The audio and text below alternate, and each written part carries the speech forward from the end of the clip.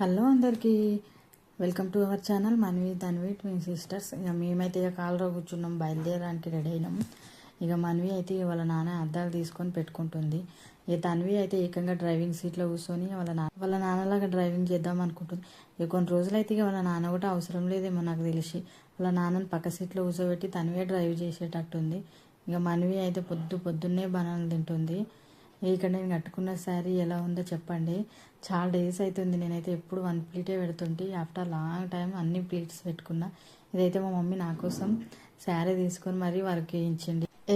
ఇక మేమైతే సంగారెడ్డిలో ఉన్న ఓల్డ్ బస్ స్టాండ్ పోయే రూట్లో నల్లపూచమ్మ అమ్మవారి టెంపుల్కి అయితే వస్తాం ప్రతి ఇయర్.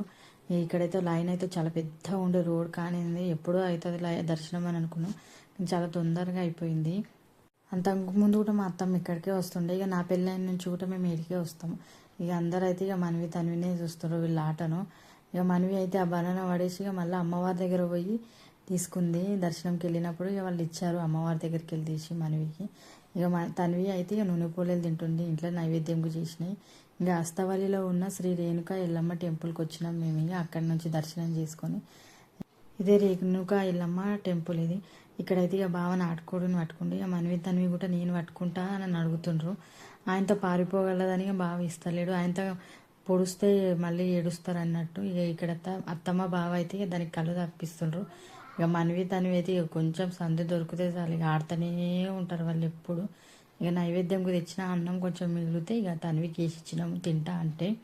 ఇక మనవి వచ్చింది ఇక రౌడీ పిల్లలకు వచ్చేసి ఆమె తినలేదు, తన్విని తినలేదు. ఇక తన్వికి కొట్టేసి ఇసరాకు తీసి పడేసింది. నాకైతే కోపం వచ్చింది ఎందుకు అట్లా చేసింది అని. ఇక వీళ్ళైతే మా ఇంటి పక్కన ఉండే అన్న, ఇక మానస అని సిస్టర్ లాంటిది. ఇక అక్కడి నుంచి ఇంటికి వెళ్ళి సామాన్లు తీసుకొని ఇక మా గూట్ ఫామ్కి వచ్చినాం. ఇక మేము వచ్చిన 1/2 అవర్కి అందరు చుట్టాలు అయితే వచ్చారు. ఇక మా అత్తమ్మ అయితే ముచ్చట్లేసింది.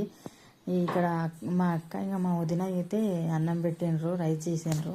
ఫుల్ ఎండ కొట్టింది. ఇంకా అప్పుడే తర్వాత ఇక వర్షం పడ్డది. ఇక మంట అయితే మండట్లేదు, చాలా కష్టపడ్డాము. ఇక్కడైతే అందరూ చికెన్ తింటారు. ఇక నేనైతే ఆలుగడ్డ కర్రీ తింటున్నా. అసలు నాకు చికెన్ అలవాట్లేదు, ఎందుకంటే మా అమ్మ వాళ్ళ ఇంట్లో అసలు నాన్ వెజ్ అనేది ఉండదు, చికెన్ ఉండదు, మంది ఉండదు. కాబట్టి ఇక నాకు అసలు అలవాటే లేదు. ఇక్కడైతే ఇక బాగా అన్నం తెచ్చి పెట్టి పక్కకి వెళ్ళిపోయిండు. ఇక ముచ్చట్లు ఆడుకుంటే ఇక అందరం నిదానంగా తింటున్నాము.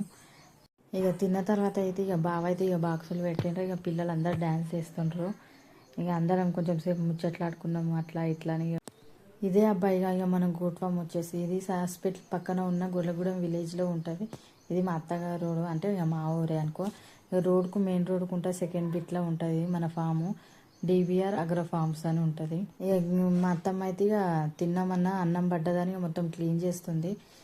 ఇక్కడ మనవి పాప అయితే అన్నం పెట్టుకునే వాళ్ళకు అన్నం జల్లేద్దామని చూస్తుంది. ఎంతమంది గుంజినా కానీ అసలు వస్తూనే లేదు అడికెళ్ళి. చాలా అంటే చాలా మొండిది. అందరు అంటారు రౌడీ పిల్ల అంటారు. ఇక్కడ పిల్లలు అందరు డ్యాన్స్ చేస్తుండ్రు. మన అత్తమ్మ అయితే ఇక మంచి డ్యాన్సర్. అయితే ఇక ఎప్పుడైనా టైం చూసి మంచి టీవీ షోలకు పంపించాలి, అంత మంచి డ్యాన్సర్. ఇక వర్షం పడిపోయింది. ఇక వర్షం ఇంకా ఇదబ్బా మన లాంగ్ వీడియో. షేర్ చేయండి, కామెంట్ చేయండి, లైక్ చేయండి. చూస్తున్నారు కానీ అసలు సబ్స్క్రైబ్ చేస్తలేరబ్బా, కొంచెం సబ్స్క్రైబ్ చేయండి.